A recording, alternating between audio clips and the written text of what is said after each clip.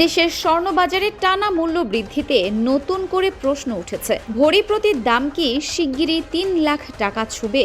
আন্তর্জাতিক বাজারে প্রতি আউন্স স্বর্ণের দাম $৫,০০০ ছাড়ানোর পর এর সরাসরি প্রভাব পড়েছে বাংলাদেশেও। সর্বশেষ নির্ধারিত দামে ২২ ক্যারেট স্বর্ণের ভরি পৌঁছেছে প্রায় ২,৬৯,০০০ টাকায়, যা দেশের ইতিহাসে সর্বোচ্চ। বিশ্লেষণে দেখা যায়, বৈশ্বিক বাজারে দামের উল্লম্ফনের পাশাপাশি ডলারের উচ্চ বিনিময় হার, আমদানি ব্যয় এবং কর ভ্যাট যোগ হয়ে দেশের স্বর্ণের দাম আরও বেড়েছে।